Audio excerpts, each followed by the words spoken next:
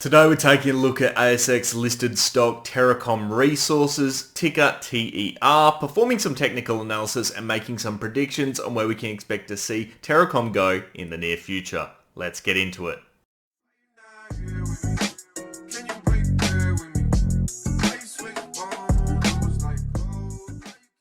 Welcome into the TerraCom chart, guys. Their ticker is TER, as I mentioned, and this was a stock I was requested to cover. So we're going to start off basically with a blank slate here, and I'm going to give you my views from a technical perspective as to what's going on. So first and foremost, one thing that really caught my eye was this insane day of volume in comparison to many others over here.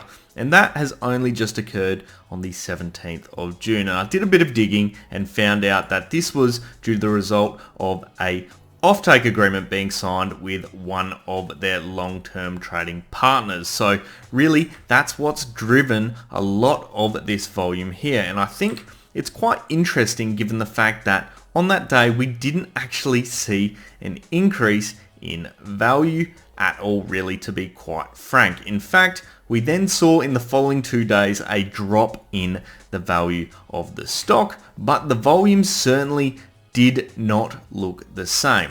What this is showing to me is that these dips that we're seeing here are really driven from technical factors as opposed to fundamentals. And a lot of the people who were buying in on the 17th of June actually have not sold. So you're not seeing massive dumps. It's just that the demand actually fell off pretty quickly due to, I suppose, a key point of support actually failing. And you can see that this key point of support is basically, I'd say, smack bang right here at the 71 cent mark. And the reason I'm putting that point as the key point of, I suppose, support at that point in time is due to the fact that we've had plenty of trading action from that point. You can see a few bounces back here in late May.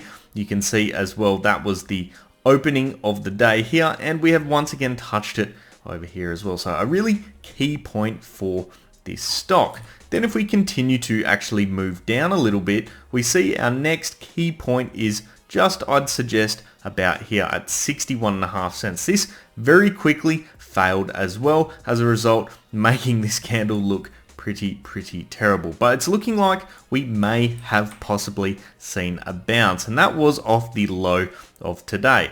And that low was a value over here of 52.5 cents. So things not looking too shabby at this point in time. We could see a bit of a reversal coming into play pending that this point of support does not actually fail. But at this point in time, due to the overall, I suppose, ASX space and the stock market in general, in my opinion, that's really driven a lot of the big losses we're seeing here.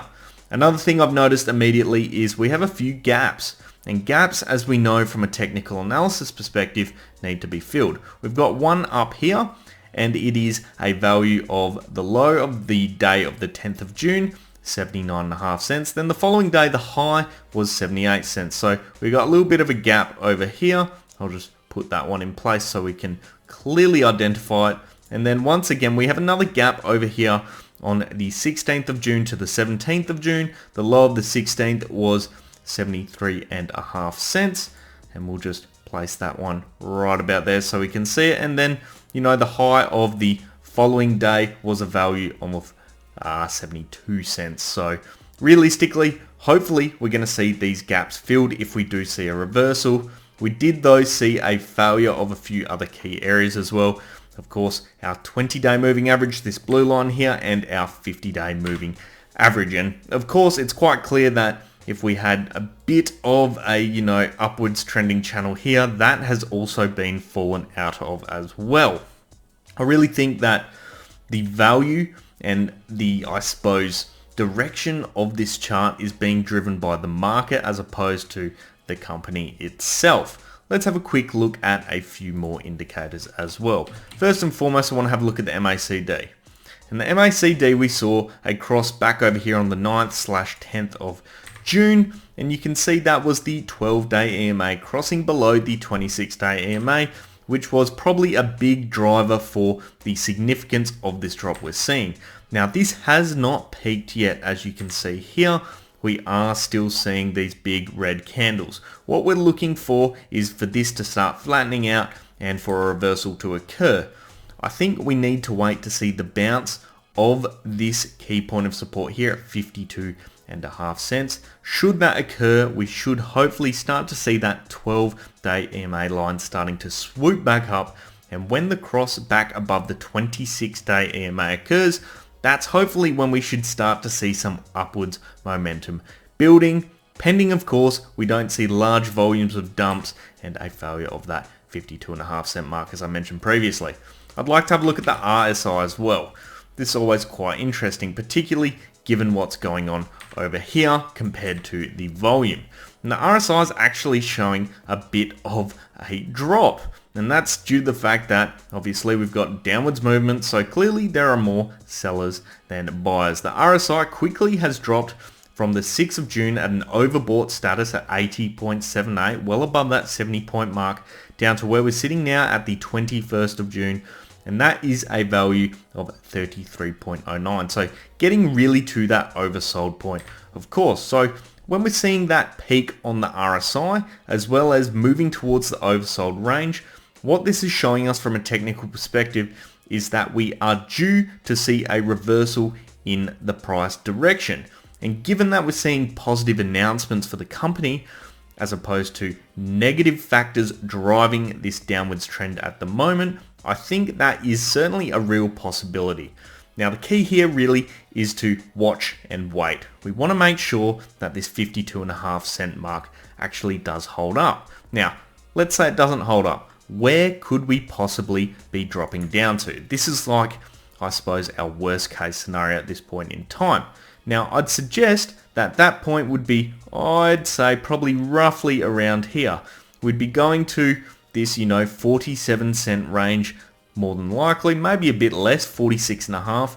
You can see that if I just extend the line over here and flatten it out, that is a major point of price action historically back over here in March of 2022. So that's, I'd suggest, another major point of support and probably worst case scenario for us at this point in time. Given that we're dropping so quickly, I would not be surprised to see a very quick bounce or a very big rally upwards. That is typically what we do see. What goes up quickly must come down quickly, and vice versa as well, unless the fundamentals aren't sound. But for a company that is an operator and has many different assets, unless things are really in dire straits at this point in time, I don't think things are bad. Another factor that I think is possibly driving, a potential drop is, a few more gaps over here. Whilst yes, they did certainly get filled historically, this is a bit of an uneasy point for the stock, and I think just driving a bit of panic with regards to the market overall at this point in time. Now, where do I think we will go, and what is my price prediction for TER? Well, hopefully if we do see a bounce, of course, of this 52.5 cent mark, I'd like to suggest that we could see 61.5 cents tested relatively quickly, but that is still to be decided.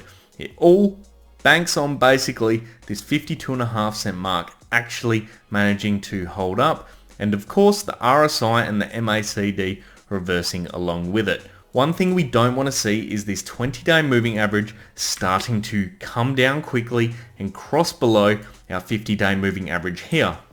Right now, our 20-day moving average is sitting at 76.7 cents, and of course our 50 days sitting at 65.5 cents. So there's quite a distance between the two, but just given that the sheer drop that we have seen over the past 2 days is so significant, I wouldn't be surprised if we saw a few more days like that.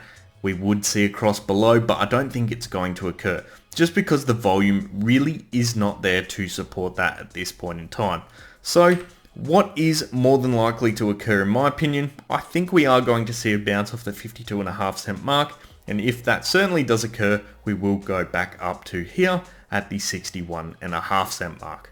That wraps up today's analysis of TerraCom Resources, guys. I'd love to hear your thoughts down in the comment section below. Of course, if you did enjoy today's video as well, make sure you do leave a thumbs up. And if you want to see more of this sort of content, hit subscribe and turn on those bell notifications. I'll leave it there for today, guys. Hope you have an awesome day. I'll see you next time. Cheers.